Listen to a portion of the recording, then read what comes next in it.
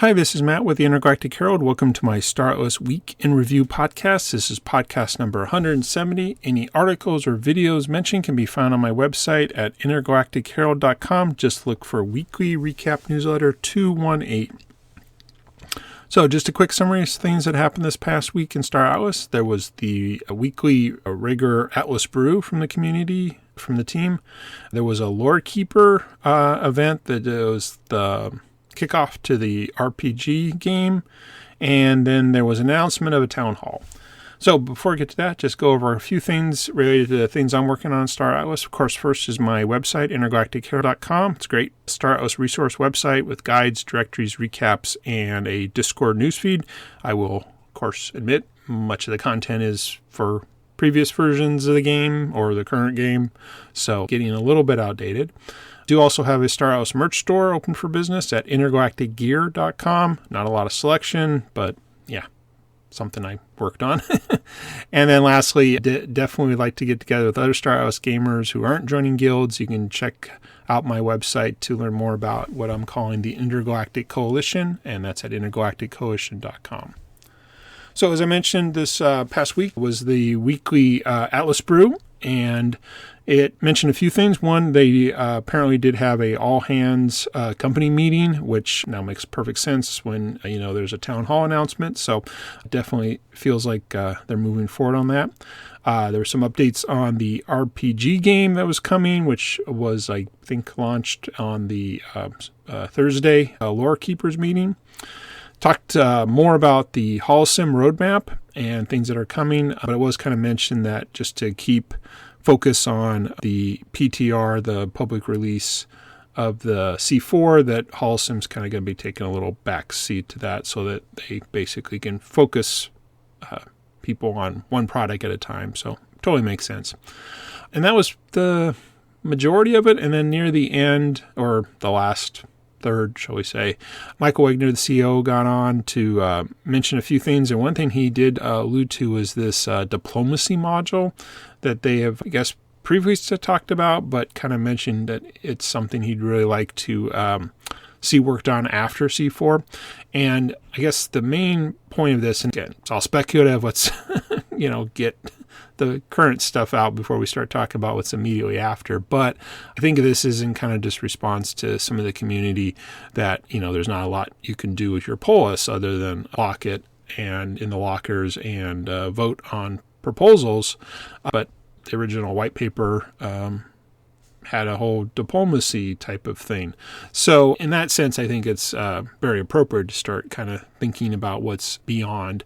And I wouldn't be surprised, and totally speculation on my part, even though I know the team is really small right now, that once they get C4 into the testing, again, kind of that's a major milestone. So you do want to start looking to the next thing. So yeah, definitely always thinking ahead makes a lot of sense. So he mentioned a number of things he'd like to see in that, but I think the biggest takeaway was, again, this would allow gameplay mechanics to relate to diplomacy and how that could relate to things that are happening in C4. So again, totally think it was great. And then he kind of ended on one last thing, which, to be honest, kind of makes sense. Nothing we've talked about before because it didn't exist, which was AI agents and MCP connections. But yeah, 2 or 3 years ago, this literally didn't exist. And so he kind of just talked about things. And now what I'm not sure is, well, again, we'll see what the town hall has. But if C4 now has this kind of capability built in, so again, we'll see. But I think the real key is the discussion that using AI now yourself could be a way to do automation, which has always been both a necessity. Without for example, the Sly Assistant right now, Sage is, nobody would play it. So, but as even Michael Wagner mentioned, he said they didn't want to think of the game just as a whole bunch of bots running around. And I'm like, well, but that is what AI agents would be. So, but again, I think this was an announcement. This wasn't really talking. This was just some ideas.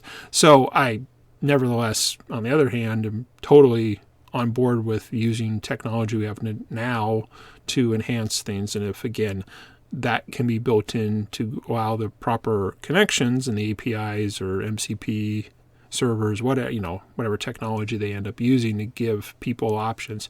I mean, you'd have to do it. I mean, you don't have to do it now, but I mean, it makes sense to do it if you're developing a game. So anyway, that was that's things that were interesting me. Again, if you want to listen to the whole Atlas Brew, the YouTube channel, Star Atlas TV has it.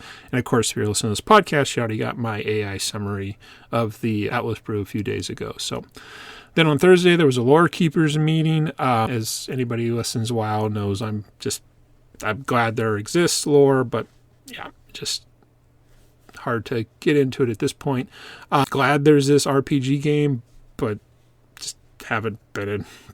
I just never played those games before, so again, not there. But again, there's many different ways people can get engage with Star Atlas. So I'm glad there's all these different spectrums of gameplay ideas and things like that. So again, if you're on this podcast feed, you already got the summary of that. But again, Star Atlas TV has the whole recording. So, and then the last thing posted on Discord was a town hall announcement for next week. I think Thursday.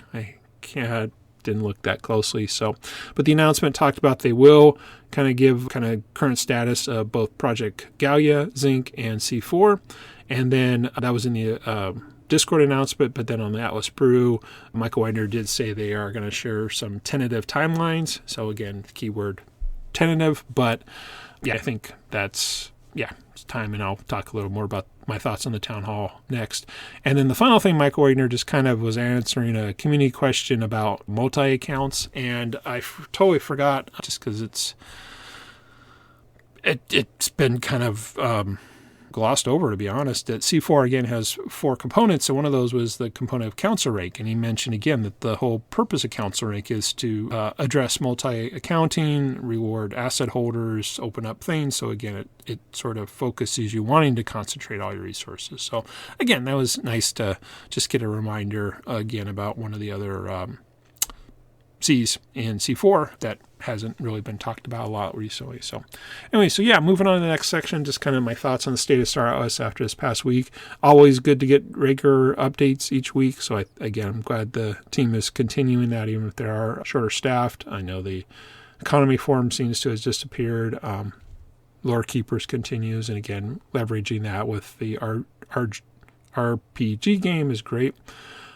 I have to admit, it was kind of nice just to hear about some of the future things, even though I said, we'll just focus on what we're doing. But, remembering the larger vision, the grand plan for the entire game, even if the UE5 part has been diminished, I think I'm just speaking for myself, but I would imagine others are like that.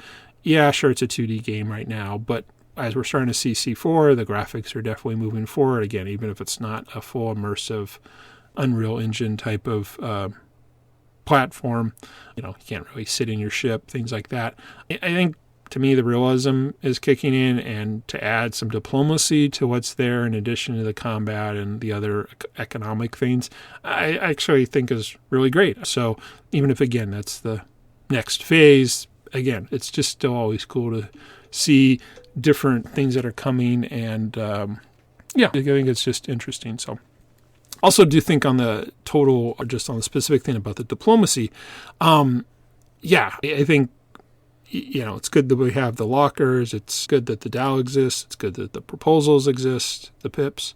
But, again, none of this is gameplay. It's sort of this other thing if you're into it, which, again, is great if people are into that. But, having some of that actually in the game, I think, would be really great, and goes back to the original white paper and the original vision.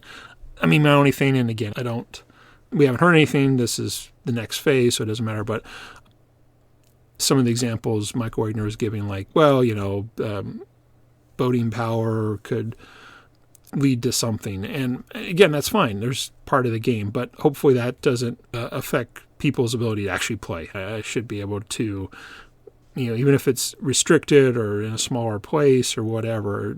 Again, I know government exists and you got to work within the parameters, but just with a lot of the ability to steer with large stakeholders, especially given the small number of current players, hopefully, again, I'd hate for that to be controlled by a few just because they have many. Now, again, I'm not saying that ultimately that's not how the game should work, But at this early juncture where the number of players have definitely diminished, hopefully that, doesn't stop me from wanting to do whatever I want to do type of thing.